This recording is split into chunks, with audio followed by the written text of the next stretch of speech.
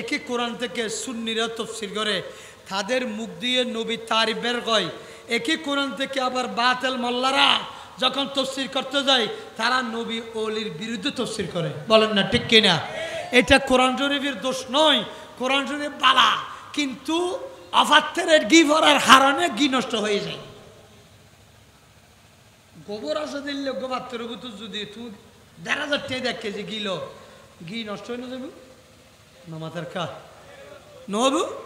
তুইও কোরআনি বে আশেক রসুল ইয়েস তফসির বুঝি পেলে, এসকে মুস্তফা বুঝি পেলে আশেক রসুল আলেমন করবে। সুবহানাল্লাহ। আন্দোলন কেন মিলাদুন নবীর বিরুদ্ধে না হত খবর জিয়ারত করি তেরি বাবা, কিন্তু মাজার ফুজো মাজার জিয়ারত করতে কেন তো উগ্রত একদিন ফুজো গেলাম আহাতে মৌসুম লিয়ে তোমার বাবর তোর খাবি লইবে না নিরিশ হইব কি হন বদা তাতে ফুজোর করি কমিলে নিরি হদুজুর একখানা হাবিল নব না। আচ্ছা একখানা হাবিল যদি আর দৃষ্টিতে তো বহুত হাবিল, আর তোমার দৃষ্টিতে একখানা করে হাবিল। তোর বাপে ফেসাক করি ফানি লিয়ে নিয়ে কইন্য পারি, তোর বাপ সুদ খায় ঘুষ খায় নমাজ একদিন পরে 3 দিন নপরে এল্লা বাপর তুই জিয়ারত করার। আর মৌসুম লিয়া পবিত্র মানুষ আসছে আরবতুন কলমা প্রচার করি বেললাই, কলমার প্রেমত্তরি নবীর প্রেমত্তরি বিয়ে সাদি বহুত নসা বিয়ে ন করে এমএলএ মৌসুম লিয়া জিয়ারত করতে গেলে ফুজো হয়, আর তোর বাপ আইসা ফেরান জিয়ারত করতে জিয়ারত হয়। ইতে সাদি ফেরকে মতার কাছে না আর গজা চাই তোরা হনসিকেই দেখি মাজার ফুজো বাফর খবর বলো জিয়ারত, আর তো খবর জিয়ারত হই মাজারও জিয়ারত হই। আলহামদুলিল্লাহ হ না মাথা না ঠিক কিনা হ ওনারা তো ডল্লা দেরি তার ভাই হজুর পরিবেশে কেন গোলাটু তো গোলাটুই লগ্ন না ইতারা তো তত্তালো দূর আছে সে তত্তালো ইরে আর এত তত্তালোর দরকার নেই, আর তো মদিনাওয়ালার দরকার দে মাথা না ঠিক কিনা হ। এটা তত্ত্বায়ন 2 দিন আছে 2 দিন নেই, 2 দিন গুসুলুর মালা 2 দিন জোতার মালা ইনার দরকার নেই। বহুত তত্ত্বা খন্ডল্য করেন নগরের অনরও দেখতে আরও দের আর তত্ত্বা লইম তখন জীবে মদিনাওয়ালারা মাথার লইব, জীবে কোরআন শূন্য মোতাবেক দেশ গঠন করিব, কোরআন শূন্য মোতাবেক গণতন্ত্র করিব, এইবার আর মাথার লইম দে মাথা না ঠিক কিনা। আর হতন ইন্ডিয়া বালা হবো, হতন আমেরিকা বালা হবো, হতন চীন জাপান বালা হবো, অ্যান্ডেলে ডেলে ছিল হসুরি, একটা হচ্ছে নাস্তিক, একটা হচ্ছে বিধর্মী কাফের মুশরিক, আর একটা হচ্ছে বাতিল মুনাফিক। এই 3 দলের ভিতরে আর নাই, আর সঠিক আহলে সুন্নাত ওয়াল জামাত। হাসরে আমাদের কোনো উসিলা থাকবে না, সুপারিশকারী থাকবে না।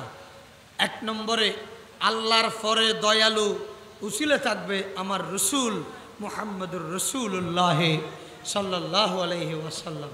উচ্চস্বরে বলে সুবহানাল্লাহ। তাহলে আর আমরা যাদেরকে আপন মনে করতেছি, ইয়াউমা ইয়াফিরুল মারউ মিন আখিহি ওয়া উম্মিহি ওয়া আবি ওয়া সাহিবাতি ওয়া বানি।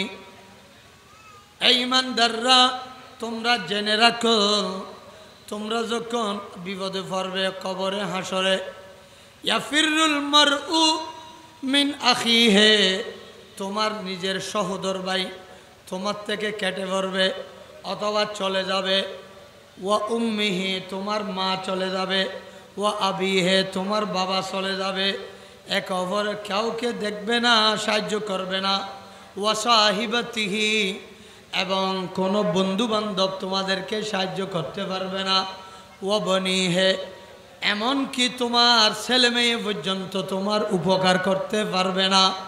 কারণ হ্যাঁ উপকার করতে পারবে, ভাই বন্ধু উপকার করবে, ছেলে মেয়ে উপকার করবে, মা বাবা উপকার করবে, তারা যদি নমাজি হয়, তারা যদি নেককার হয়, তাদের মধ্যে যদি কেউ অলি আল্লাহ হয়, তারা যদি হক হালালভাবে চলে, নামাজ দোয়া পড়ে আল্লাহকে যদি সন্তুষ্টি করতে পারে, তাহলে আপনাদের জন্য তারাও উসিলা হয়ে যাবে। উচ্চস্বরে বলেন সুবহান, আর জোরে বলেন সুবহানাল্লাহ। কিন্তু এই ইমানদাররা আমরা মনে করি বহুফুলা বড় নিয়ামত, টাকা পয়সা বড় নিয়ামত, এবং জায়গা সম্পত্তি বড় নিয়ামত, ক্ষমতা বড় নিয়ামত। কিন্তু আল্লাহ বলতেছে না, তোমরা এটাকে বড় মনে করতেছ কেন? বড় নিয়ামত হলো লাকাদ মান্নাল্লাহু আলাল মুমিনিনা ইয বাসা ফীহিম রাসূলা। ইয়া ঈমানদারগণ, খবরদার খবরদার, মুমিনের জন্য বড় নিয়ামত রাসূল করিম সাল্লাল্লাহু আলাইহি ওয়াসাল্লাম উচ্চস্বরে বলেন আলহামদুলিল্লাহ। ও মদিনা তোমায় বলতে পারি না, ও মদিনা তোমায় বলতে পারি না, কি করি বলবো তোমায় বলো না, বলো না। তোমার বুকে শুয়ে আসেন যেই জনা, যাকে সৃষ্টি না করিলে আমার রব্বানা কিছুই সৃষ্টি করত না। সালাতুন ইয়া রাসূল।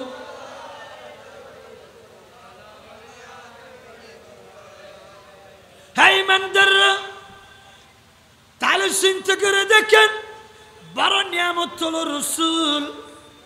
আমাদের জন্য বড় গার্জিয়ান হলো, সুপারিশকারী হবে। এরা কারা? আনআমাল্লাহু আলাইহিম মিনান নবিয়্যিনা ওয়াস সিদ্দিকিনা ওয়াশ শুহাদায়ে ওয়াস সালিহিন। আমাদের জন্য নিয়ামত প্রাপ্ত 4টি দল আছে আল্লাহর পক্ষ থেকে নিয়ামত প্রাপ্ত। তারা হলো নবীগণ, সিদ্দিকিন ইকরাম, শুহাদা ইকরাম এবং ওলি আবদাল গোস কুতুবরা।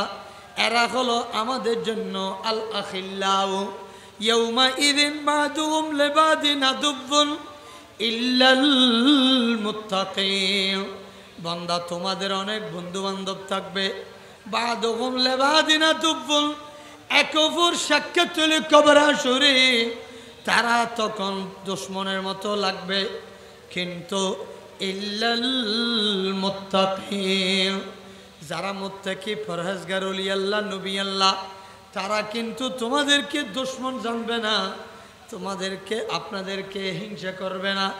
তারা বরঞ্চ আফসোস করবে, ওই নবী ওলিরা আপনাদেরকে কিয়ামতের ময়দানে, কবরে হাসরে অবশ্যই অবশ্যই আমাদের পক্ষে তারা সুপারিশ করবে। উচ্চস্বরে বলেন সুবহান।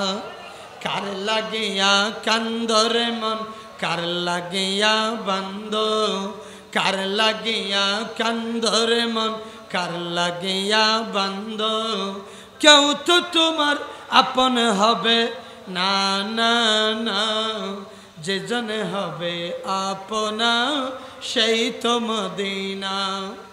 এই দুনিয়ার আপন যারা আজকে আছে কালকে নাই, দয়াল নবী মায়ার নবী তাকিবেন সাদা, তাকিবেন সাদা, এখনো কান্দে নবী সোনার মদিনায়, যে জনে হবে আপনা সেই তো মদিনা।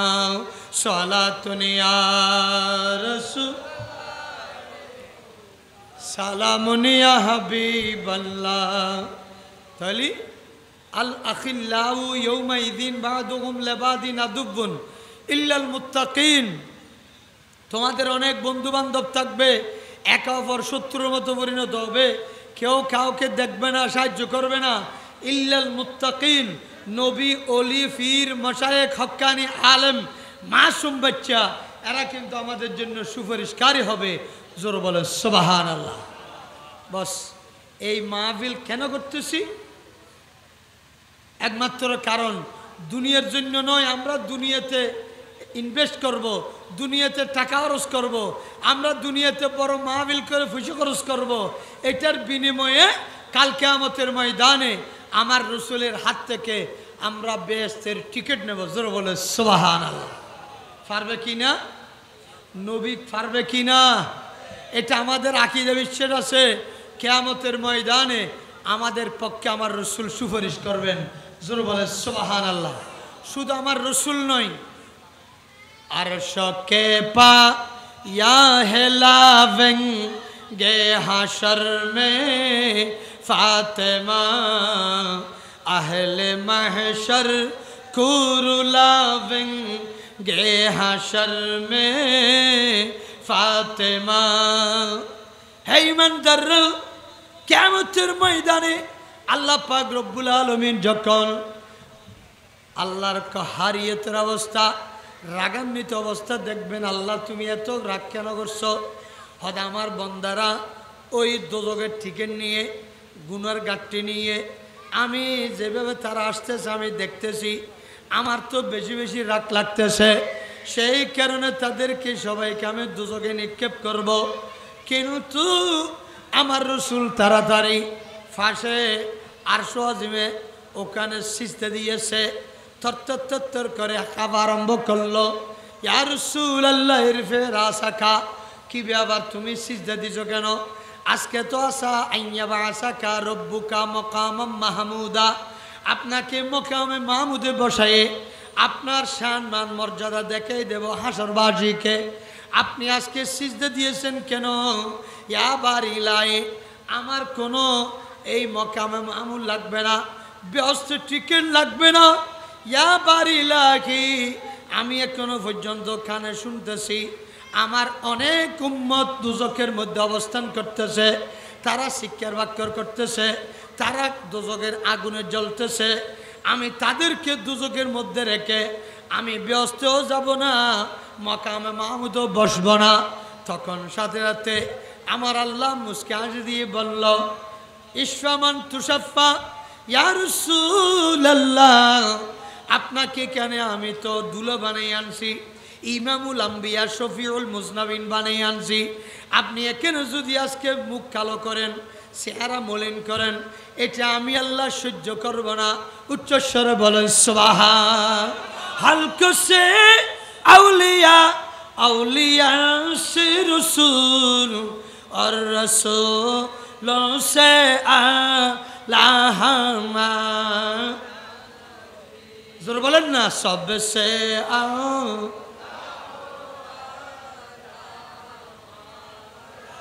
सबसे बालव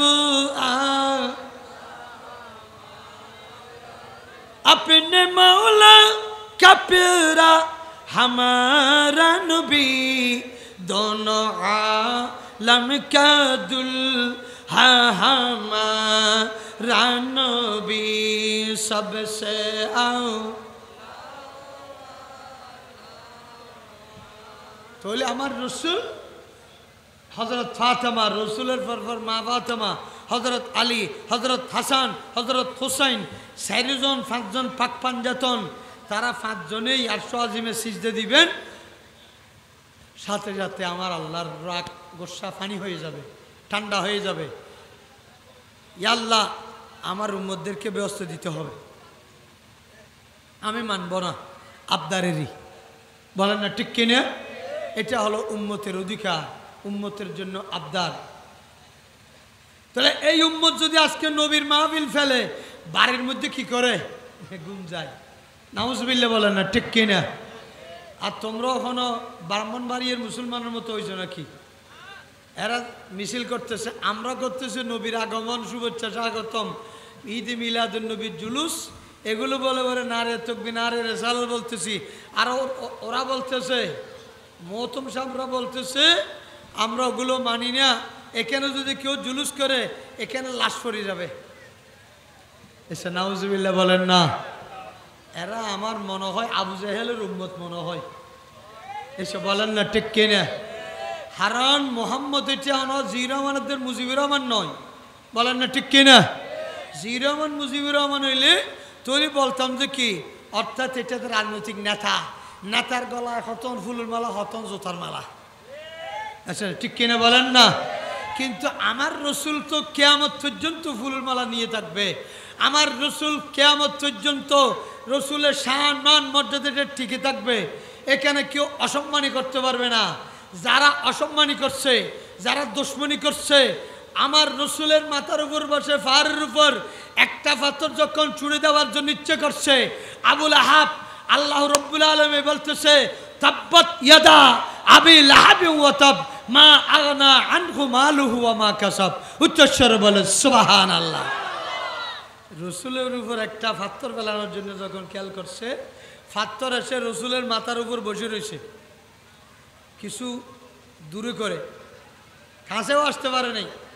কিন্তু পাথর আমার নবীকে চিনছে, আবুল আহাব আবু জাহেল চিনি নাই। কেন? আবু বকর সিদ্দিক হযরত ওমর যদি চিনতে পারে, আবুল আহাব আবু জাহেল চিনে না, তারাও তো মানুষ।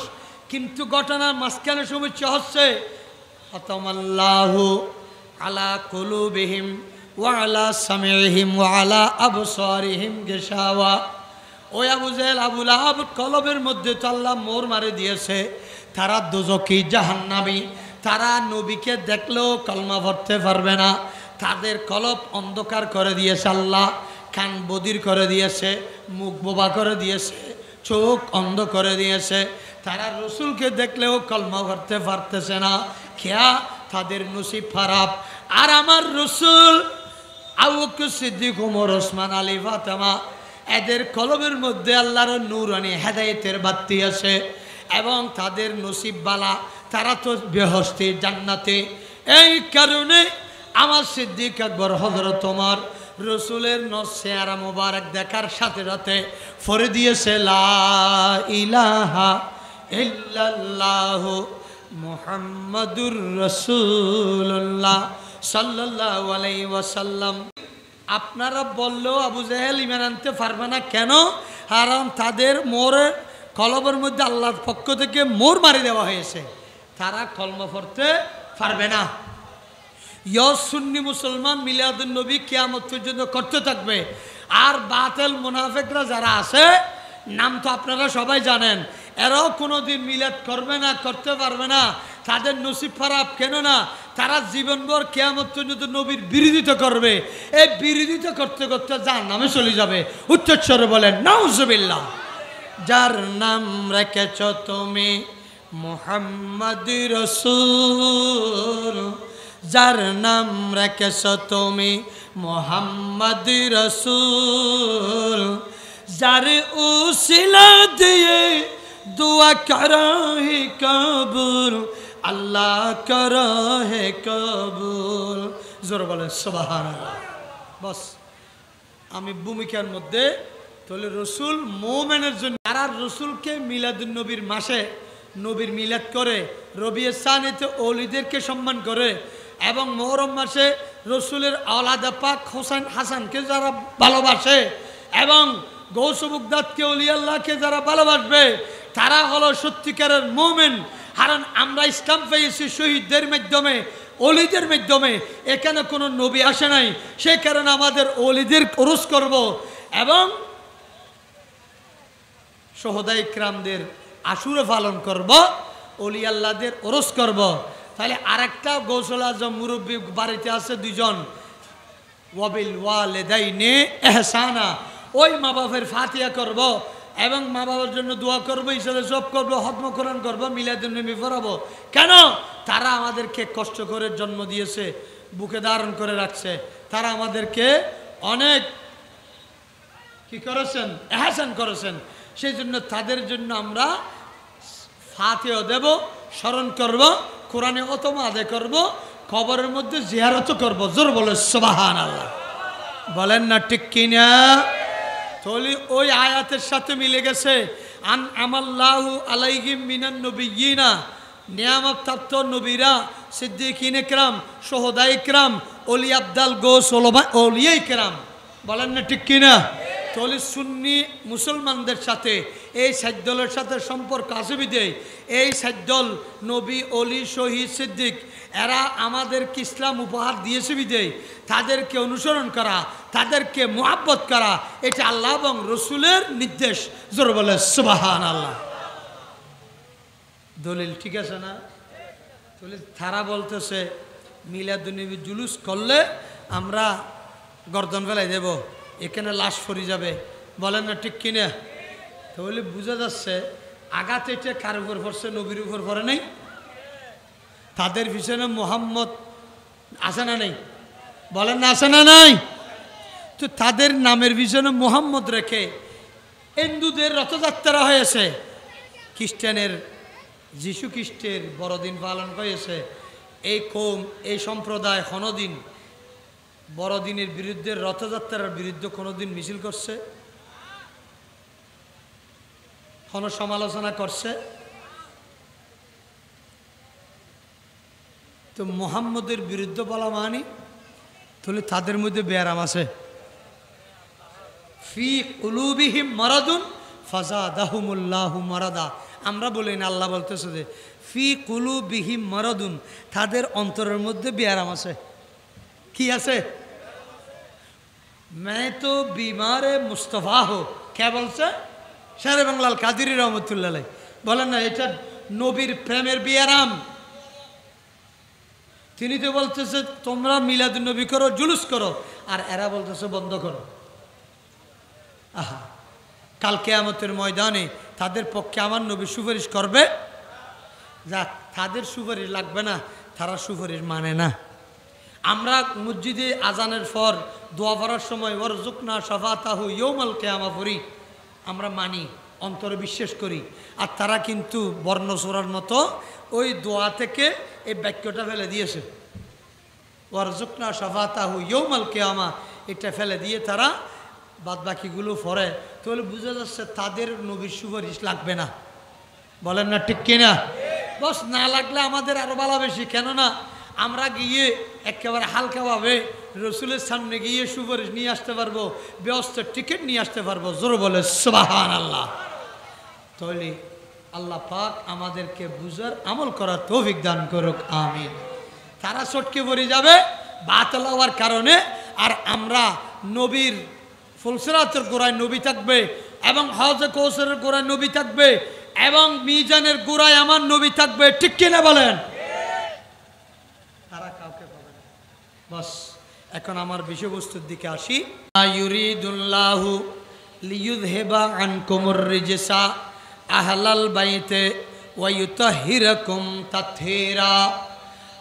আল্লাহ রাব্বুল আলামিন বলতেছেন, বান্দা, আমার রসুলের আহলে বাইত যারা আছে, আমার রসুলের পরিবার পরিজন যারা আছে, ওই পরিবারের মহিলারা পুরুষরা সবাই আল্লাহর মহব্বতের দাবিদার।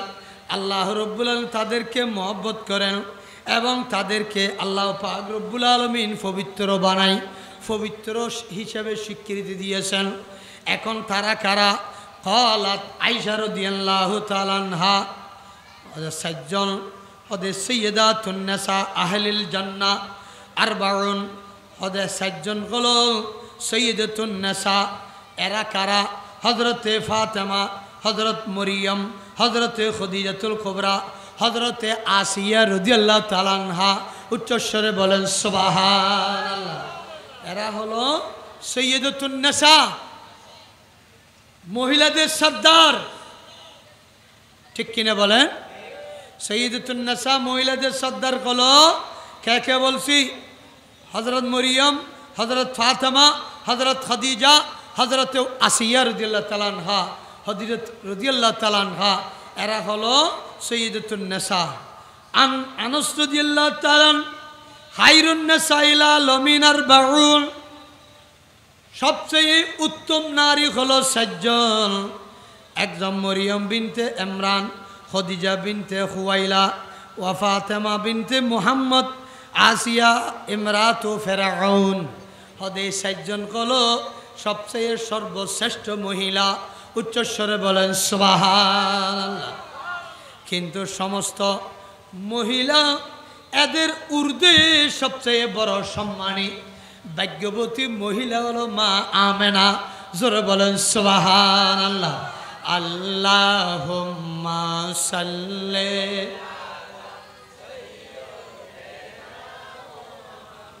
নাবিয়ানা শাফি বান জঙ্গলার বাখরিনে সিনল দয়াল নবীকে, মানব হয়ে সিনল নারী দুঃখ রইল মানেতে। আল্লাহুম্মা সাল্লি, জোরে জোরে, নাবিয়ানা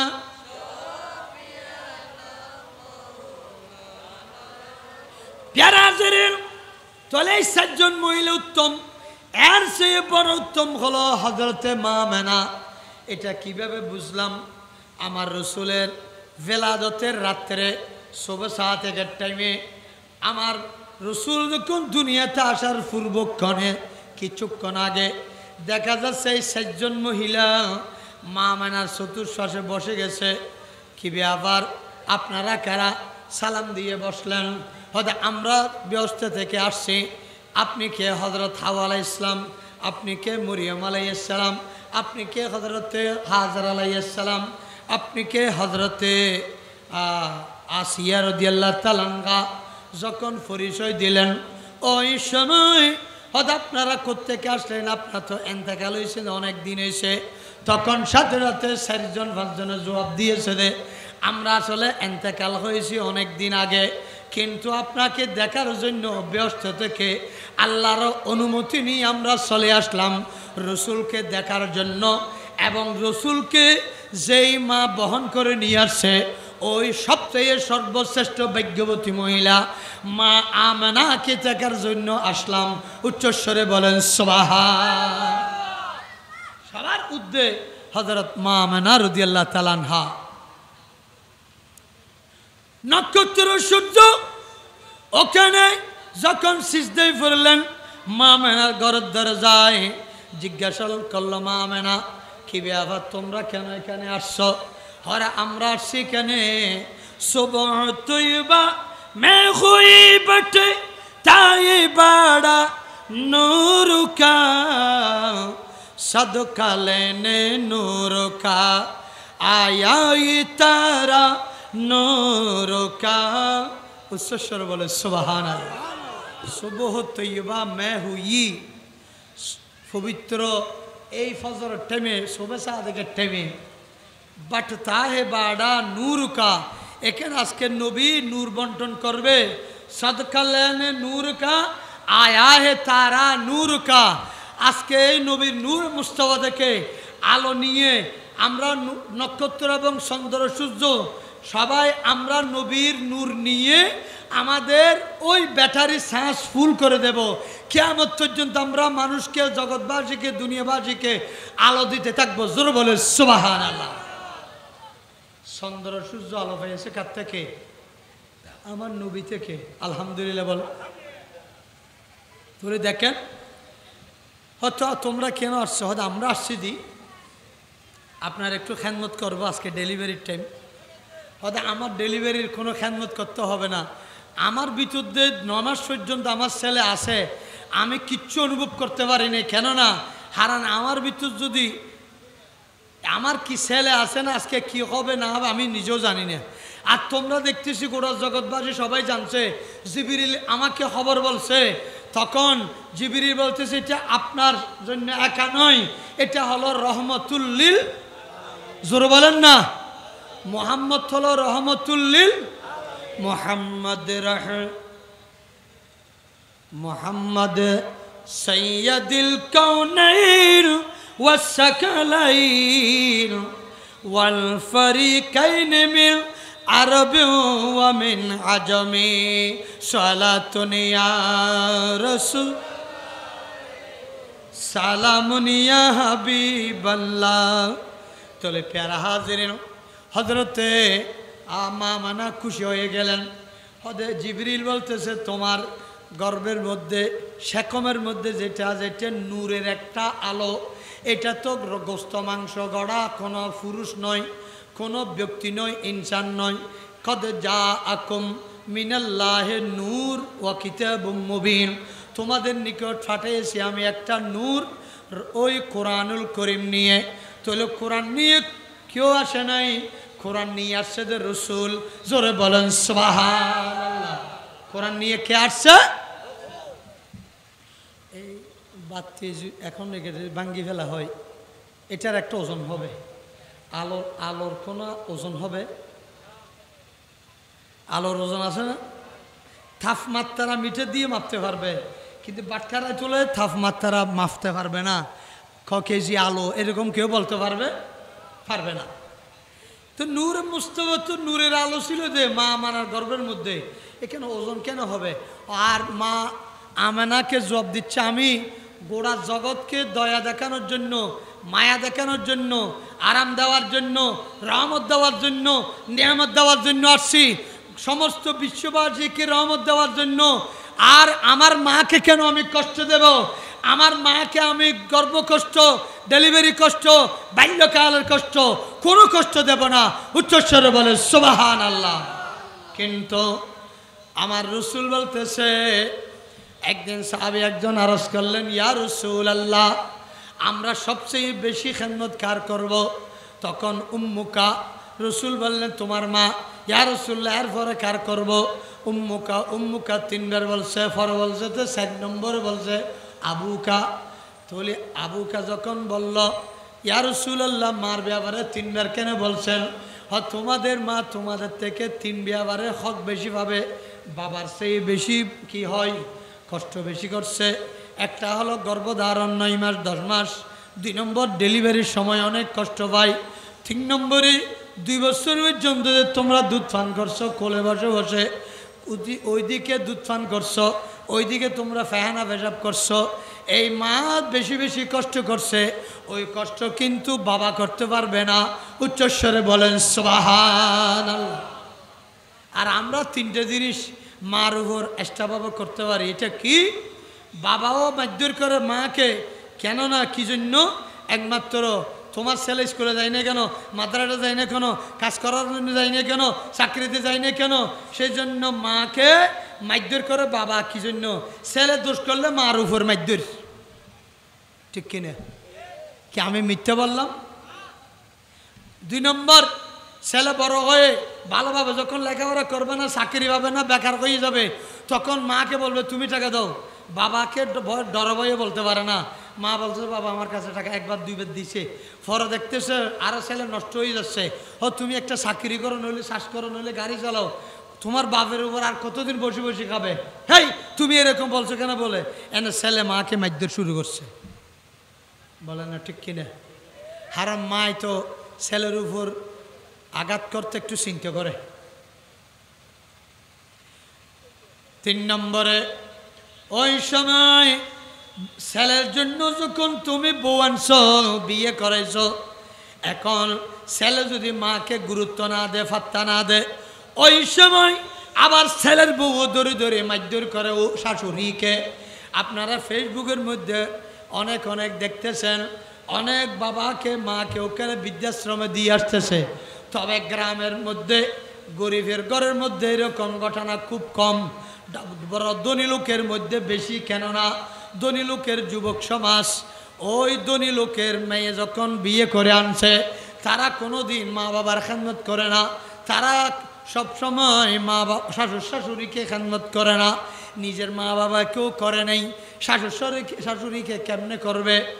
আর ওই জামাই যেভাবে বলে সেইভাবে বউয়ের বাইরে, স্ত্রীর বাইরে কদমও দেয় না।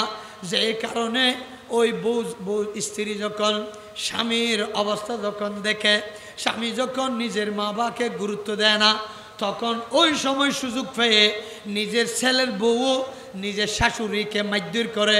জোরে বলেন নাউজুবিল্লাহ। হাসবি রব্বি জাল্লাল্লাহ মা ফি কলবি নূর মুহাম্মদ লা ইলাহা ইল্লাল্লাহ লা ইলাহা ইয়া খালিকু ইয়া আল্লাহ ইয়া মালিকু ইয়া আল্লাহ ইয়া রহিমু ইয়া আল্লাহ লা ইলাহা ইল্লাল্লাহ হাসবি রব্বি নূর মুহাম্মদ লা ইলাহা ইল্লাল্লাহু মুহাম্মাদুর রাসূলুল্লাহ সাল্লাল্লাহু আলাইহি ওয়াসাল্লাম। ওই রাসূল একটু বুঝার জন্য বলতে, এখন এমন একটা কঠিন সময় আসছে, ঈমান রক্ষা করা আগুনের কয়লা হাতে রাখার মতো কঠিন হয়ে যাবে। বলেন না ঠিক কিনা?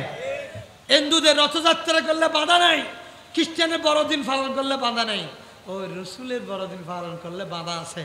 তো এ যদি সৈয়দ বংশ, এটা সৈয়দ মানে সোয়াদ দিয়ে সিন দিয়ে নয়, সৈয়দ বললে রসুলের বংশধর, আর সোয়াদ দিয়ে বললে এটা শিকারি। ও তো হানাশিকের করার জন্য আসছে তো তারা, নাউজুবিল্লাহ বলেন, তো শহীদ বললে হবে। যাই কারণে হযরত আলীর নিয়েতে আসলো, মা হালিমা সাদিয়ার কাছে দুধ পান করলেন, এরপর আবার নিজের বাবাকে হারিয়ে ফেললেন, ওদিকে মাকে হারিয়ে ফেললেন। আমার রসুল চাচা আবু তালেব লালন পালন করছে, হাসান আবু তালেব ইন্তেকাল হওয়ার পর আবার আব্দুল মুত্তালিব রাদিয়াল্লাহু দাদা লালন পালন করছে। তখন সাথে সাথে এরপরে হযরত রাসূল করিম সাল্লাল্লাহু আলাইহি ওয়াসাল্লাম আর দেরি করে নাই। তাহলে আমি শর্টকাট বলতেছি, আমাকে একটু মা ফাতেমা রাদিয়াল্লাহু তাআলা আনহার জীবনী বলার জন্য বলছে। এখন গোড়ায় শুরুতে যদি আমি একটু শানের রেসালাত বর্ণনা না করি, আলহামদুলিল্লাহ বলেন না, এটা কি হক আদায় হবে? হবে না। সেজন্য আমার রসুলের ওই হযরত মা ফাতেমা রাদিয়াল্লাহু তাআলা প্রথম মেয়ে, যে কোনো পরিবারের প্রথম মেয়ে প্রথম ছেলে বেশি আদরণীয়, বলেন না ঠিক কিনা? তবে আবার প্রথম ছেলে প্রথম মেয়ে হওয়া সত্ত্বেও ওই সময় কি হয়, ওই প্রথম ছেলে বড় ছেলে সবচেয়ে অত্যাচারিত বেশি হয়, অধিকাংশ করে এসে, বলেন না ঠিক কিনা? কারণ সে যখন চাষ করে অথবা চাকরি করে ব্যবসা করে, তখন ভাই বোনকে মানুষ করতে করতে জীবনের 4/3 শেষ, 4/3 থাকাও 3 ওই এত 3 চলে গেছে। পরিশেষে মা বাবা অনেক সময় দেখা যায়, ও তোমার ছেলে মেয়ে বেশি হয়েছে, বলা যুদ্ধই যাও এসব, বলেন না ঠিক কিনা? তখন সব দেখা যাচ্ছে ওই ছেলে বিপদে পড়ে গেছে। না, রজ্জাক তো আছে, আল্লাহ পাক রব্বুল আলামিন আছে, তবে তার শেষে গিয়ে কষ্ট হয়ে যায়, বলেন না ঠিক কিনা? কিন্তু ছোট ভাই ভাই বোন যারা আছে তাদের খেয়াল রাখতে হবে। আমার বড় ভাই আমার বড় বোন আমাদের জন্য অনেক ত্যাগ স্বীকার করছে, আমরাও তাকে খেয়াল রাখবো, যত্ন করব, তার প্রতি আমরা শ্রদ্ধাবোধ কি করব, রক্ষা করব, জোর বলে সুবহানাল্লাহ। এটা দরকার আছে না নাই? হযরতে মা ফাতেমা রাদিয়াল্লাহু তাআলা আনহা দুনিয়াতে আসার সাথে সাথে আমার রসুল বেশি খুশি হয়েছে। হযরত মা ফাতেমার কোফালের মধ্যে আমার রসুল একটা সুমো দিয়েছে, একটা নূরের বাতি আসছে ওই মা খাদিজাতুল কুবরা রাদিয়াল্লাহু তাআলা আনহার ঘরে।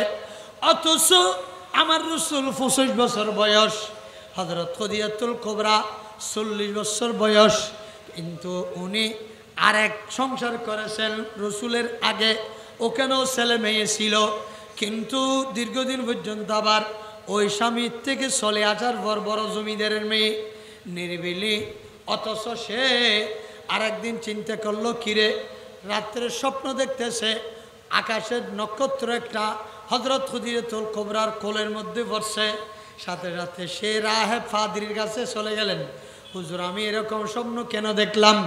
হযরত আমি এই স্বপ্নের তাবির দেখতেছি তোমার অতি সত্বর মুহাম্মদের সাথে শাদী হবে, জোরে বলে সুবহানাল্লাহ। সোনারে মদিনা আমার প্রাণের মদি, জোরে করে হ না, সোনারে মদিনা আমার প্রাণের মদি, সবে বলিব কিন্তু তোমায় বলিনি, বলবো না, বলতে পারি না, বলিনি বলবো না, বলতে পারি না, সবে বলিব কিন্তু তোমায়। ইয়াসরাম নামে তুমি ছিলে অলক্ষণের দেশ, বড়ই মারাত্মক যে ছিল তোমার পরিবেশ। ইয়াসরাম নামে তুমি ছিলে অলক্ষণের দেশ, বড়ই মারাত্মক যে ছিল তোমার পরিবেশ। আরে তোমার বুকে শুয়ে আছে শাহে মদিনা, সবে বলিব কিন্তু তোমায় বলতে পারি না। সোনার মদিনা আমার মদিনা, সবে বলিব কিন্তু তোমায় বলতে পারি না। জোরে বলেন সুবহানাল্লাহ। আমার রসুল একটা চুমু দিয়েছে, মা ফাতেমার দিলে দাও।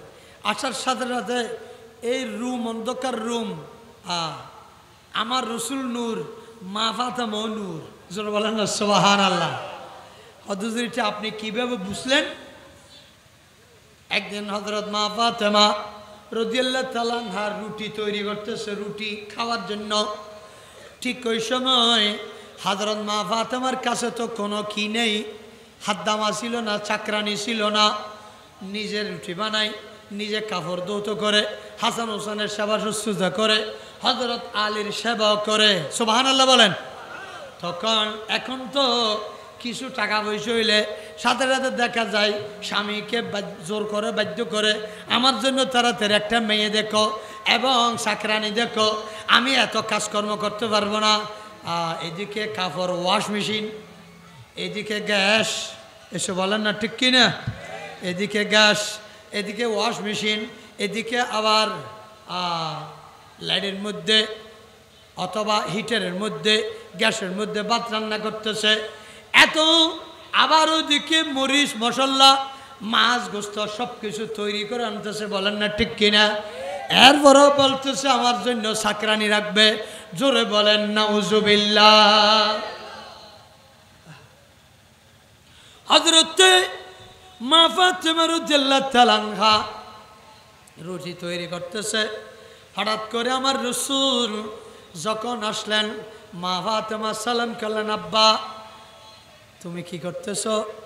আব্বা আমি কয়েকটা রুটি বানাচ্ছি আমার ছেলেদের জন্য, আপনি বসেন। ওইদিকে দেখতেছে মা ফাতেমা রাদিয়াল্লাহু তাআলা আনহা এমনভাবে যেমন উপরে রোদের গরম, ওইদিকে আবার চুলের গরম, দোনো গরমের এমনভাবে ঘামি গেছে, ঘাম বের হচ্ছে। ওই সময় আমার রাসূল নিজের মেয়ে তো, হদমা তুমি একটু বসো, আমি তোমার পক্ষে একটু কাজ করি। হযরত মা ফাতেমা রুটি তৈরি করতেছে, আমার রাসূল ওই রুটিগুলো গরম করতেছে রাসূলের উপর দিয়ে।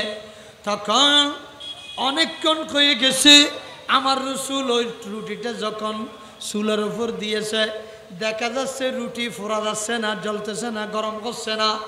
অনেকক্ষণ পর হযরত মা ফাতেমা রাদিয়াল্লাহু তাআলা আনহা জিজ্ঞাসা করলো, আব্বা কি ব্যাপার? আমি এতক্ষণ পর্যন্ত যা রুটি বানাইলাম ওইগুলি তো খাওয়ার উপযোগী হয়েছে, গরম হয়েছে, এখন আপনি যেটা দিয়েছেন এটা গরম হয়নি কেন? এটা তো আমরা কাঁচা খেতে পারবো না। তখন সাথে সাথে আমার রাসূল বলে দিয়েছে, ফাতেমা আমিও নূর, আমার হাতও নূর, এবং আমার পাশে যে আলো আছে অথবা ওই চুলের মধ্যে যে আগুন আছে, নূরকে কোনো দিন আগুন জ্বালাইতে পারবে না। এই রুটি আমার হাতে বাজার সাথে সাথে এটাও নূর হয়ে গেছে। উচ্চস্বরে বলে সুবহান, আরো জোরে বলে সুবহান। इस तरफ भी नूर है तो उस तरफ भी नूर है, जर्रा जर्रा सब जहां का, जर्रा जर्रा सब जहां का नूर से मामूर है सलातुनिया।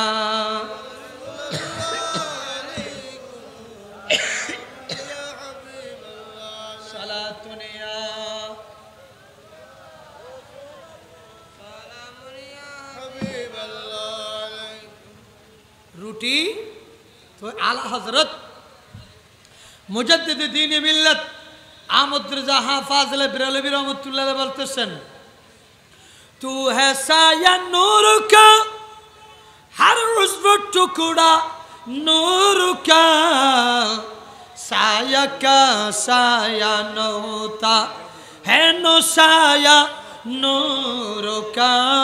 উচ্চস্বর বলে সুবহানাল্লাহ।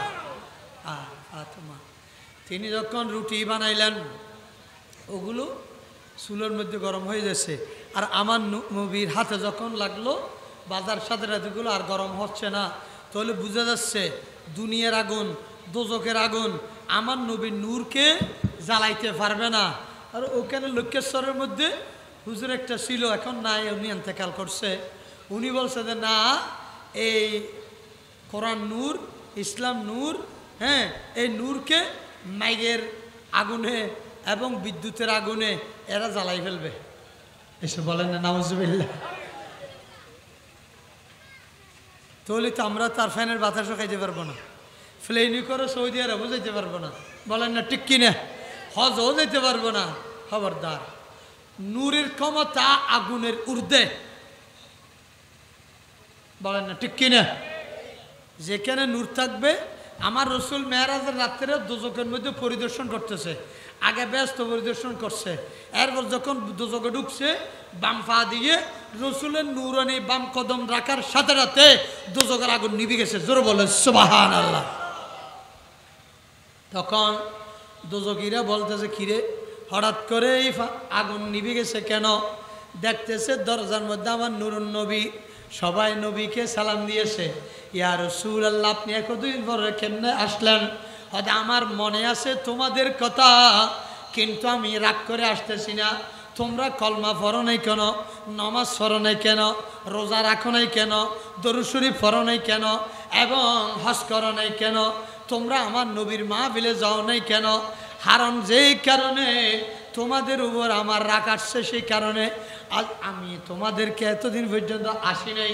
আর একটা জিনিস বুঝার জন্য, যে বউ ফোলা নিয়ে পাগল হয়ে গেছো, চাষবাস খেতে ফোলা ব্যবসা বাণিজ্য নিয়ে পাগল হয়ে গেছো, আমি দেখতেছি তোমাদের মা বাবা বউ ফোলা এসে তোমাদেরকে রক্ষা করতেছে কিনা, দোজক থেকে নিয়ে যাচ্ছে কিনা, এটাও দেখলাম। দেখতেছি কেউ আসে নাই, কেউ আসতেও পারবে না। কিন্তু আমি রাসূল তো রহমতুল লিল আলামিন, সেই কারণে আমি তো দয়ার সাগর, তোমাদেরকে দেখার জন্য আসলাম। যতক্ষণ পর্যন্ত তোমরা সবাইকে, যার ভিতর কলমা আছে, ঈমান আছে, ইসলাম আছে, যদিও বা নামাজ রোজা একটু দুর্বল হয়ে থাকে, কিন্তু ওই কলমা ঈমানের উসিলায় তোমরা একদিন না একদিন ব্যস্তে যাবে। উচ্চস্বরে বলেন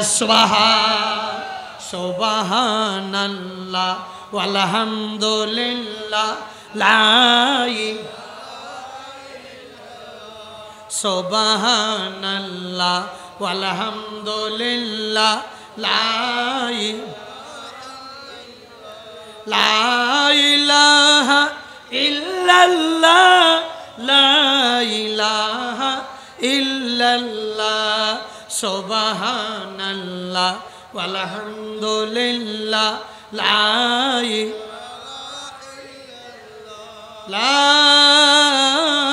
ইলাহা ইল্লাল্লাহু মুহাম্মাদুর রাসূলুল্লাহ সাল্লাল্লাহু আলাইহি ওয়াসাল্লাম।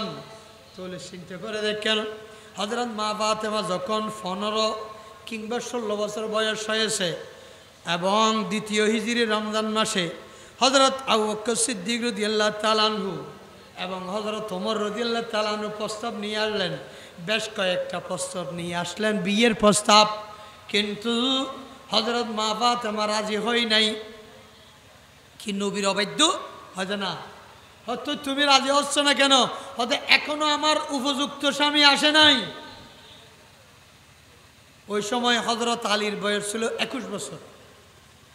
তখন যেই মাত্র হযরত আলী রাদিয়াল্লাহু তাআলা আনহুর প্রস্তাব আসলো, হযরত মা ফাতেমা খুশি হয়ে, আনন্দিত হয়ে বরণ করে নিলেন, রাজি হলেন। ও কি ব্যাপার, এত হামিন নামা দিয়ে, এত পোশাক পরিচ্ছদ দিয়ে তোমার প্রস্তাব আসলো, তুমি কারো উপর প্রস্তাব রাজি হও নাই। এখন হযরত আলী তো গরিব মানুষ, সে তো তোমার যত উপযুক্ত হক আদায় করতে পারবে না, তুমি এটার উপর রাজি হয়ে গেছো। সাহাবায়ে কেরাম বলতেছে, কিন্তু হযরত মা ফাতেমা জবাব দিলেন, আমি কোনো ধনী ব্যক্তির উপর রাজি হব না। হযরতে আলীর ভিতর এমন কিছু গুণ আছে যে আলীর কাছে সর্বশ্রেষ্ঠ জ্ঞানের অধিকারী, তিনি বেলায়েতের শাহিনশাহ, যারা বলেন না সুবহানাল্লাহ। এবং সেই বেলায়েতের শাহিনশাহ তিনি হলেন বড় বেশি এলমের অধিকারী, এবং আমার রসুলের, আমার আব্বাজানের স্বাস্থ্য ভাই এ আলী আমার রসুল এবং অন্যান্য হযরত আবু বকর সিদ্দিক, ওমর, হযরত ওসমান, এরা তো ফরের নবীর খাতে ফরদ কি হয়েছে, কলমা পড়ছে। কিন্তু আমার ওই আলী, হযরত আলী তো ফাতেমা বিনতে আসাদ, ওনার কাছে যখন গর্ভধারণ করলেন, হযরতে ফাতেমা বিনতে আসাদের গর্ভের মধ্যে হযরত আলী ওই সময় প্রথমে গিয়ে যখন দুর্গবাড়ির ভিতর ঢুকছে, দুর্গের ভিতরে ওখানে দেখতেছে ফাতেমা বিনতে আসাদ মানে হযরত আলীর আম্মা, তিনি অশান্তি লাগতেছে, ব্যথা লাগতেছে, তাড়াতাড়ি বের হয়ে গেছে। তখন গিয়া আবার হানে কাবা তওয়াফ করলো। দেখা যাচ্ছে ওখানে হযরত আলীর আম্মা জানের বেশি আরাম লাগতেছে এবং শান্তি লাগতেছে। তখন খ্রিস্টান ফাদরের কাছে গিয়ে জিজ্ঞাসা করলেন, কি ব্যাপার, আমি দুর্গ বাড়িতে গেলে আমাদের বাপদাদার দিন না ওই দুর্গগুলো পূজা করতে গেলে আমার গর্ভের মধ্যে খারাপ লাগে, পেটের মধ্যে ব্যথা লাগে, আর যদি মুসলমানদের খানে কাবা তওয়াফ করলে ভালো লাগে, ব্যাপার কি? তখন কিছুক্ষণ নীরব থাকার পর ওই খ্রিস্টান পাদ্রী বললেন, এই ফাতেমা বিনতে আসাদ, তোমার ভিতরে যেই বাচ্চাটা আছে এটা হলো আখির নবী ইমামুল আম্বিয়ার অনুসারী। সে আসার সাথে সাথে দুনিয়াতে কলমা পড়ে মুসলমান হয়ে যাবে। সেই জন্য সে তো মাদারজাত অলি। দুনিয়ার থেকে আসার আগে মার গর্ভ থাকতে তাকে আল্লাহ তাআলা অলি বানাই ভাড়া দিচ্ছে। সেই কারণে গর্ভের ভিতর সে দুর্গবাড়িতে তুমি মা ঢুকলে তার খারাপ লাগতেছে রুহানি ভাবে। উচ্চস্বরে বলেন সুবহান, আর জোরে বলেন সুবহানাল্লাহ। দেখছেন এখন অন্যান্য ফেরকার মানুষরা তো এই মাদারজাত অলি এগুলো মানে না। হযরত গৌস বুগদান মাদারজাত অলি, গরিবে নওয়াজ মাদারজাত অলি, শাহিন শাহ শ্রীকুট তৈয়ব শাহ হুজুর কেবলা মাদারজাত অলি, হযরত আহমদুল্লাহ মেজবান্ডারি মাদারজাত অলি, এবং আরো যারা সুন্নি মশায়েক আরো অনেক আছে। আমি বলবো যারা সুন্নি সৈয়দ বংশ, সুবহানাল্লাহ বলেন না, সুন্নি সৈয়দ বংশ, তারা মাদারজাত অলি বললেই যথাযথ হবে। কিন্তু সৈয়দ বংশ দাবি করে কিন্তু সুন্নি নয়, এসব ঠিক না। একটা উদাহরণ দিই, আমি কোনো কাউকে খাটো করার জন্য ছোটো করার জন্য বলছি না। সরমনের হিসাব তো সৈয়দ ফজল করিম রাজাউল করিম, কিন্তু ওনার মাধ্যমে কোনো মিলাদুন্নবীর কোনো অনুষ্ঠান আছে এসব। আর আমাদেরকে বেদাত শিরিক বলতেছে, বলেন না ঠিক কিনা? তো আর এই শহীদ বংশ দাবি করে লাভ কি? বলেন না ঠিক কিনা? এই সরমনাইকে যারা অনুসরণ করবে তারা সব মিলাদুন্নবীর জুলুস বিরোধী। তারাই তো বলতেছে জুলুস করলে লাশ পড়বে। আল্লাহ জানে তারা হার উম্মত না, মুহাম্মদুর উম্মত হলে তো এরকম বলতে পারে না। সুবহানাল্লাহ বলেন না ঠিক কিনা? আর তারা যেভাবে বিরোধিতা করতেছে, আমরা নবীর সুপারিশ মানি না, নবী কুশিলা মানি না, নবীর জিয়ারত মানি না, মাজার জিয়ারত মানি না, কিন্তু খবর জিয়ারত মানে মাজার বলো ফুজো। নাউজুবিল্লাহ বলেন। বুঝতে পারছে আমার এই ছেলেটা মাদারজাত বলি, বলেন না ঠিক কিনা? কিন্তু হযরত গৌস বুগদাদ মাদারজাত বলে কেন বলছি আপনারা সব জানেন। গৌস বুগদাদের মার ভিতর সৈয়দা উম্মুল খায়র ফাতেমা গর্ভে যখন আসলো, তখন মা হযরত উম্মুল খায়র ফাতেমা, এই ফাতেমার সাথে ওই ফাতেমার নাম একটা মিলে আসে, বলেন না আসে না নাই? সেই জন্য আমার রসুল বলছে যে তোমরা সাহাবীদের নামের সাথে এবং ও নবীদের নামের সাথে মিলে তোমাদের ছেলে মেয়ের নাম রাখবে। আর আমরা চীন জাপান থেকে ইন্ডিয়ার ওই নামগুলো আমরা এখানে হায়ার করে নিয়ে আসি, সন্টু, বল্টু, গিলটি, মিল্টন, কিল্টন, হিলটন, এসব বলেন টনকে টন, মনকে টন করতে করতে নাম রাখে ফেলি। কিন্তু আমরা যদি পয়গম্বরের নাম রাখি হন হুজুর গিয়ে হয়তো এগুলো বুড়োইকে নাম।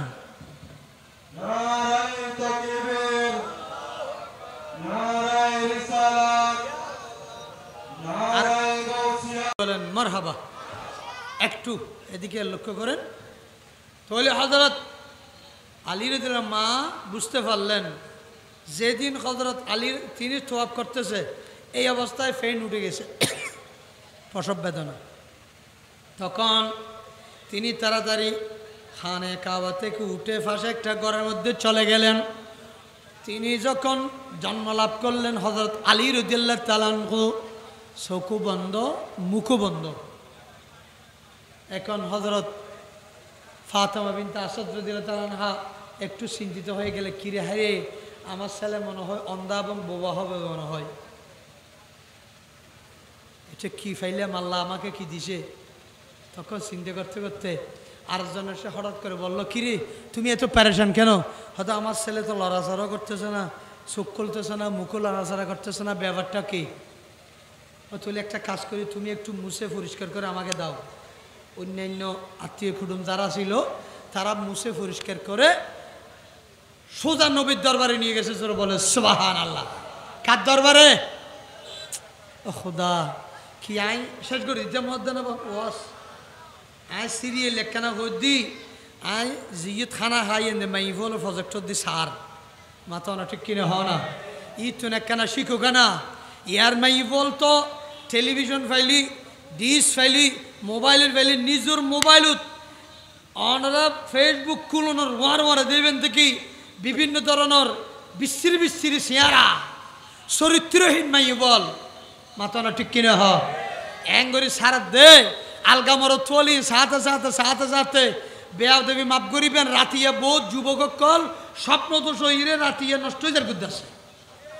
নাউজুবিল্লাহ ডর করি নকইবেন না। উন ইহুদি নসরণ মাইব আছে, হিন্দুর মাইব আছে, আবার চরিত্রহীন মুসলমানের মাইব আছে, আছে না নাই?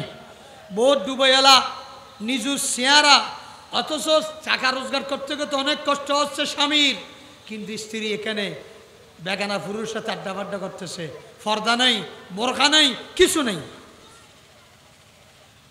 ওই গর্বের মধ্যে নেককার ছেলে মেয়ে আসবে? আসবে না। হযরত আলী আমার নবীর সামনে আমার রসুল নূরানী নজর যখন দিয়ে দিলেন, দেখার সাথে সাথে হযরতে আলীর চোখ করলেন এবং মুখ খুললেন এবং সাথে সাথে হাত ফালারাজারা করতেছে। তখন হযরত ফাতেমা বিনতে আসাদ রাদিয়াল্লাহু তাআলা আনহা খুশি হয়েছে, ও বুক আমার রসুল এই কীভাবে দোয়া করলো, আমার ছেলে এমনভাবে অবস্থা পরিস্থিতি ছিল আমি টেনশনে পড়ে গেছি, এখন দেখতেছি আমার ছেলে কি করতেছে, ইনশাল্লাহ ভালো হয়ে সুস্থ হয়ে গেছে। তখন আরেকদিন আমার রসুল জিজ্ঞাসা করলো, এ আলী ওই দিন তুমি চোখ বন্ধ মুখ বন্ধ কেন ছিলে? তখন হযরত আলী বলে দিয়েছে, ইয়া রাসূলুল্লাহ আমি গর্ভ থাকা অবস্থায় আপনার উপর একত্ববাদ তৌহিদি বিশ্বাস ছিলাম। সুবহানাল্লাহ বলেন না? ইয়া রাসূলুল্লাহ আমি আপনার উপর আল্লাহর উপর বিশ্বাস ছিল, আপনি নবী হিসেবে আসবেন এটা আমার অনুভূতি আছে, কিন্তু ওই নবীকে দেখলে আমি চোখ খুলব এবং মুখ খুলব। আমার উদ্দেশ্য হলো মার গর্ভ থেকে আসার সাথে সাথে আমি কারো চেহারা দেখব না, সর্বপ্রথম নূরে মুস্তাফা চেহারা দেখব। উচ্চস্বরে বলে সুবহান আল্লাহু আকবার। ইয়া গৌসুল আজম দোস্ত সাকারাতের বিছানাতে কে যে যন্ত্রণা, সাত সাগরের পানি দিলে তৃষ্ণা মিটে না, কৌশরেরও পানি দেবে শাহী মদিনা, কৌশরেরও মালিক যিনি তাহাকে চিনুন, ভালো যদি বাসতে হয় নবীকে বাসন, নবী তারানেওয়ালা, নবী তারানেওয়ালা, নবী প্রাণের সে প্রিয় তাই নবীকে জানুন, ভালো যদি বাসতে হয় নবীকে বাসুন। জোরে বলে সুবহানাল্লাহ। আমার রসুল একটা খেজুর নিয়ে মুখে সাবাই রসগুলো হযরত আলী রাদিয়াল্লাহু তাআলার মুখে দিয়ে দিলেন। যেমন যেদিন হাসান আরেকদিন হোসাইন রাদিয়াল্লাহু তাআলা হুমা নাতি দুনিয়াতে আসলেন, আমার নবী কোলে নিয়ে খেজুর সাবাই ওখানে রসগুলো খাওয়াই দিয়েছে। ওই সময় তো আরবের জাতীয় খাদ্য ছিল খেজুর, রুটি, বলেন না ঠিক কিনা? তো বর্তমান যুগে আমরা হয়তো অনেকে খেজুর পাই না, অনেকে আবার মধু খাওয়াই, এসে বলেন না কি খাওয়াই? মধু। কেন নেই মধুকে কেন নির্বাসিত করলেন? ওদের মধু বের হয়েছ মৌমাছি থেকে। কোত্থেকে? এই মৌমাছি তুমি মধু কোথায় পেয়েছো? ইয়াখরুজু মিন বুতুনিহা শারাবুম মুখতালিফুন আলওয়ানুহু ফিহি শিফাউল লিন্নাস। আল্লাহ বলতেছে আমি মধু বের করেছি মৌমাছির পেট থেকে। অমৌমাছি একই সরিষা গাছ থেকে ফানি নিয়েছে, মৌমাছি মধু নিয়েছে, আবার বলা এবং বিয়র এরও নিয়েছে, তাদেরগুলো বিষ হয়েছে, তোমারগুলো মধু কেন খলো? তখন মৌমাছি জবাব দিয়েছে, এই জগতের মুসলমান আশেক রসুল জানি রাখো, কারণ কেননা আমি বাসা থেকে বের হলে দরুদ ফরি ফরি বের হই, আবার ওই মধু নিয়ে আসার সময় দরুদ ফরি ফরি আসে। দরুদ শরীফ রুসিলাই নবীর মোহাব্বতের রুসিলে আমি মধুর ফ্যাক্টরি পেয়েছি। উচ্চস্বরে বলেন সুবহান।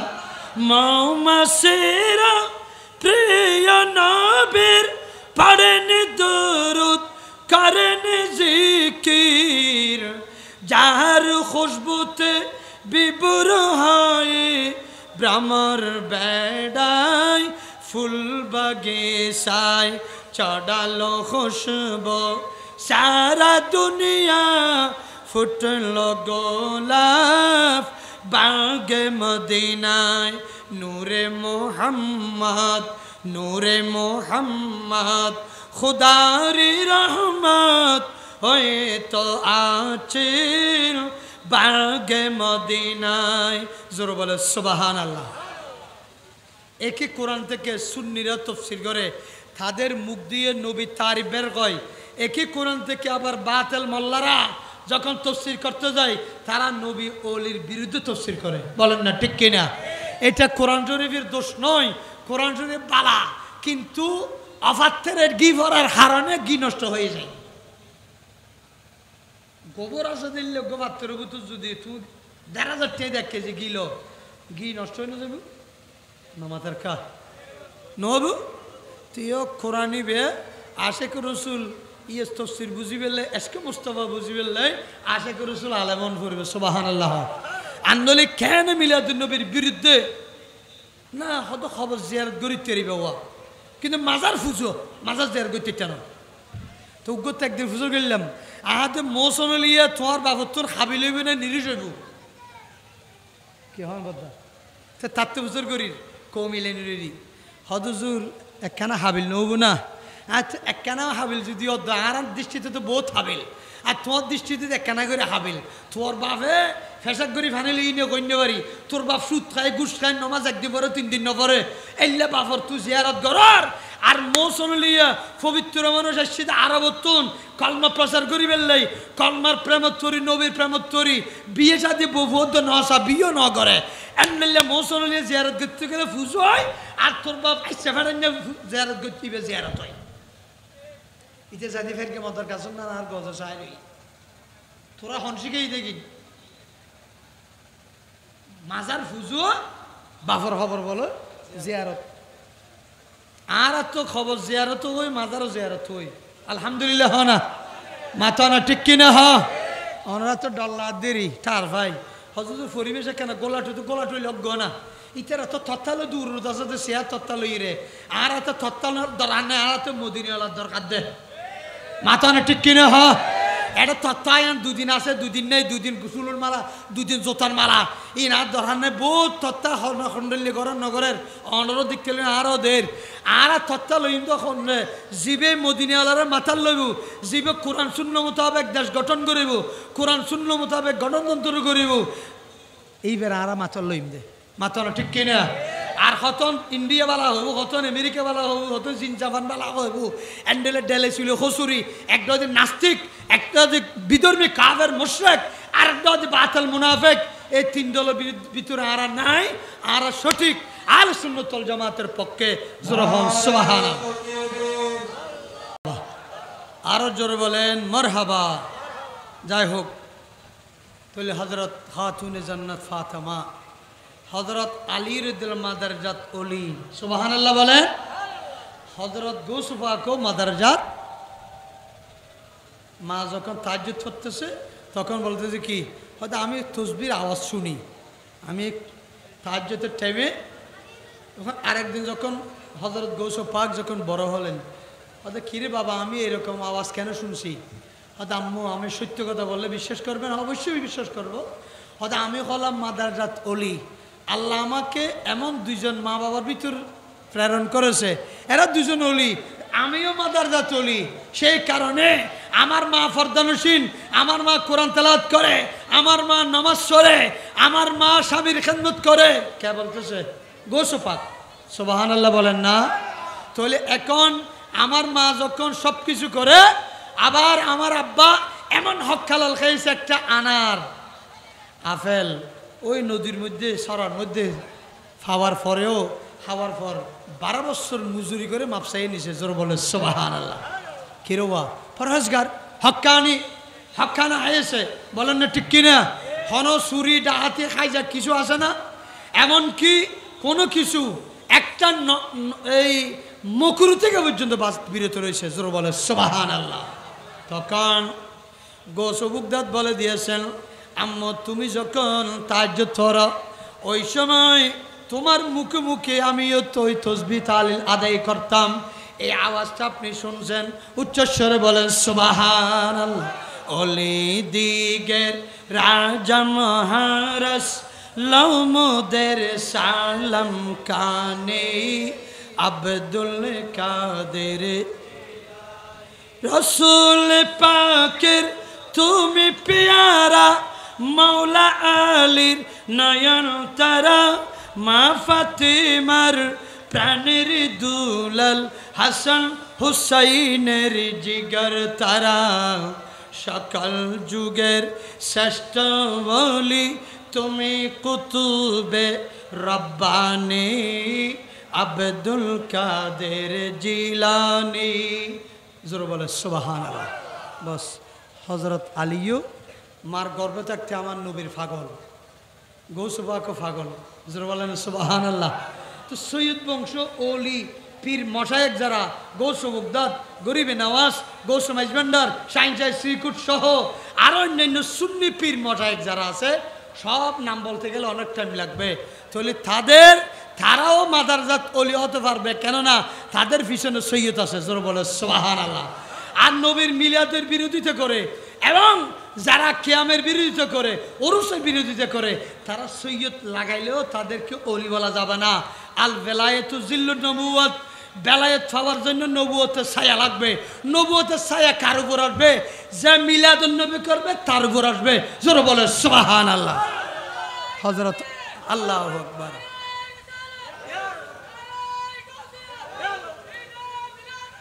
জিন্দাবাদ। যাক, আর 5-7 মিনিটের ভিতরে আমি শেষ করে দিচ্ছি। হযরত আলী গরিব, বলেন না ঠিক কিনা? কিন্তু হযরত মা ফাতেমা রাদিয়াল্লাহু আনহা বলতেছেন, না ও ঢাকার গরিব বলেটাকে আমি গরিব বলি না, আমি বলি যে উনি এলমের সাগর, শাহিন সাহেব বেলায়েত। জোরে বলে সুবহানাল্লাহ। তাহলে চিন্তা করে দেখেন, হযরত রাসূল পাক সাল্লাল্লাহু আলাইহি ওয়াসাল্লামকে একদিন দাওয়াত দিলেন ওসমান জুন্নুরাইন রাদিয়াল্লাহু তাআলা। তিনি ওনাকে নিয়ে অনেক মেহমানদারি করলেন। আসার সময় এক একটা কদমের বদলায় এক একটা গোলাম আজাদ করে দিয়েছে। কিন্তু হযরত আলীর জন্য একটু প্যারাশান হয়েছে।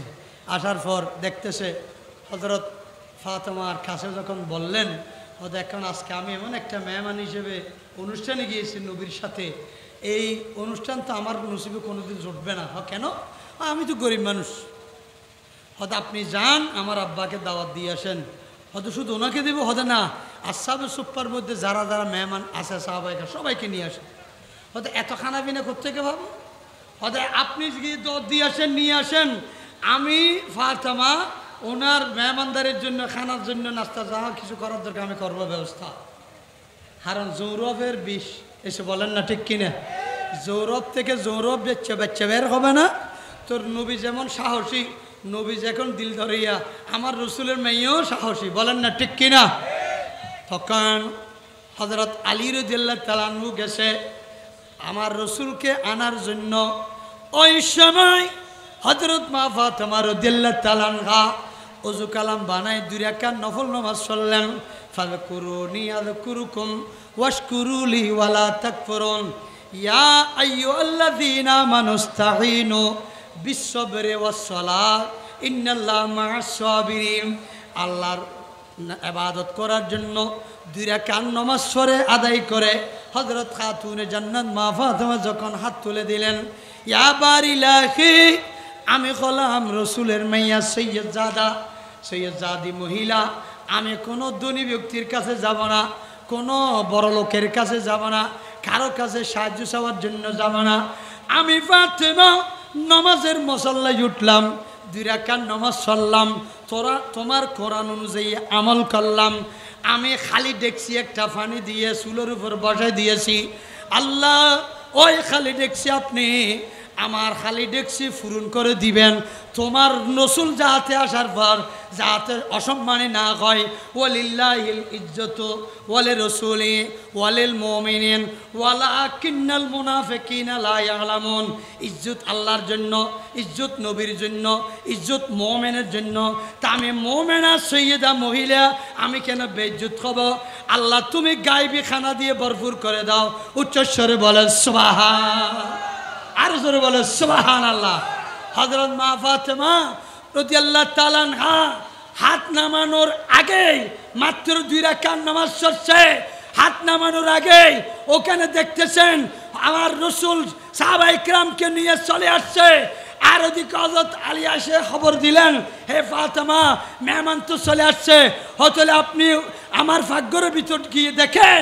ওখানে দেখতেছে আল্লাহর আসমানি খানার মাধ্যমে, কুদরতির খানার মাধ্যমে, নবীর উসিলায় ওই দেখছি ভরপুর হয়ে গেছে। উচ্চস্বরে বলে সুবহানাল্লাহ। তাহলে ফাতেমা এত খানা কোথায় পেলেন? হয়তো আল্লাহর পক্ষ থেকে। কিভাবে পেলেন? নামাজের মুসল্লায় বসে। আলহামদুলিল্লাহ বলেন না বস। তাহলে আমি যে জিনিসটা বলতে চাইছিলাম, হযরত মা ফাতেমা স্বামীর সম্মান রক্ষা করছে। একদিন 3 দিন রোজা রাখার পর রসুল আসলেন, হঠাৎ করে দেখলেন, মা তোমার চেহারাটা মলিন হয়ে গেছে কেন? হয়তো আব্বু আমি নফল রোজা রাখছি। হয়তো বাবা তুমি তো পানি খাইয়ে পানি পান করে মাত্র সেখারি পানি পান করে আবার ইফতিয়ার, তো তুমি এভাবে শুকিয়ে যাবে না? হয়তো বাবা এরকম মানুষ শুনে মতো বলিয়েন না, কারণ আমার আলী শুনলে মনে কষ্ট হবে। আমার আলী বাজার করতে আনতে পারে নাই, উনি ইসলামের জন্য কলমার দাওয়াত দেওয়ার জন্য, দ্বীন ইখামতের জন্য চলে গেছে। আমি সন্তুষ্ট আছি, না খেলেও আমার কোনো কিনে পেরেশানি নেই। কারণ সাথে সাথে আল্লাহ খুশি হয়ে নবীকে বলে দিয়েছে, এই ফাতেমা হবে সমস্ত বেহেশতি যুবতীদের সর্দার। কেননা সে স্বামীকে সম্মান করতে জানে। স্বামী দুর্বল হলেও, টাকা পয়সা রুটি আনতে না পারলেও, কিন্তু স্বামীর দুর্নাম হোক, এটা কিন্তু ফাতেমা কোনোদিন সহ্য করে নেই। জোর বলে সুবহানাল্লাহ। তাহলে আমাদের মেয়েদেরকেও শিক্ষা নিতে হবে, মা ফাতেমা রাদিয়াল্লাহু তাআলা আনহার মতো কোনো সময় স্বামীর দুর্নাম করবেন না, মিথ্যা কসম খাবেন না, বেপরদা চলবেন না, এবং পাশাপাশি রেগুলার আপনি 5 ওয়াক্ত নামাজ পড়বেন, বোরকার সাথে চলবেন, আর কোরআন তেলাওয়াত করবেন। বলেন না ঠিক কিনে? নামাজ পড়া, কোরআন তেলাওয়াত করা, ফর্দা করা, স্বামীর খেদমত, শাশুড়ির খেদমত, আর পারলে একটু হক হালালভাবে খাওয়া। জোর বলেন না সুবহানাল্লাহ। জামাই যদি সুদ খায়, মদ খায়, গাঁজা খায়, হ্যাঁ, হাইজাক করে, চুরি করে, ডাকাতি করে, নেককার মহিলা যদি স্ত্রী যদি হয়, তুমি তোমার খানাগুলো খাও, আমি এগুলো খাবো না, আমি হক হালাল খেতে হবে আমাকে, কারণ নইলে কবরের ভিতরে আমার শাস্তি হবে। বলে না ঠিক কিনা? একজন স্ত্রী, সৎ স্ত্রী যদি ইচ্ছে করে স্বামীকে পরিবর্তন করতে পারে। বলেন না ঠিক কিনা? সেই জন্য আমি অনুরোধ করব, আপনারা নিজের স্বামীকে সম্মান করবেন, দুর্নাম করবেন না, 5 ওয়াক্ত নামাজটা ঠিক রাখবেন। সকালবেলা স্বামী উঠার আগে আপনি তাড়াতাড়ি নামাজ পড়ে নাস্তা রেডি করে দিবেন, একটু ঘরের মধ্যে ঝাড়ু দিবেন। অনেক ঘর আছে, শতকরা 90% ঘরের মধ্যে সকালবেলা দরজা খোলে না, নামাজ দোয়া পড়ে না। তাহলে এখন মা বাপ যদি নামাজ দোয়া না পড়ে, তাহলে ছেলে মেয়েরা কী হবে? সেই জন্য আজকে কিশোর গ্যাং এই ইন্ডিয়ার তুলে এসে না, পাকিস্তানের তুলে এমনি দে না, কিশোর গ্যাং তোমার ফেরত তুমি বাইরে নাকি আসালাম ফ্যাক্টরি তুমি বাড়ি মারলা হতুন বাড়িয়ে দে, তোমার ফেরত তুন ফ্যাটিবে কন্ট্রোল করো, ফ্যাটিবে ঠিক করো, আগে তুমি নমাজ করো, হক হালাল হও। ও তো ফুয়ার দোষ দিলাম নাই, মা বাবার দোষও আছে, মাথা না ঠিক কিনা হও। আল্লাহ পাক রব্বুল আলামিন আমাদেরকে সবাইকে আমার রসুলের আদর্শ মোতাবেক পুরুষদেরকে চলার তৌফিক দান করুক, আমিন।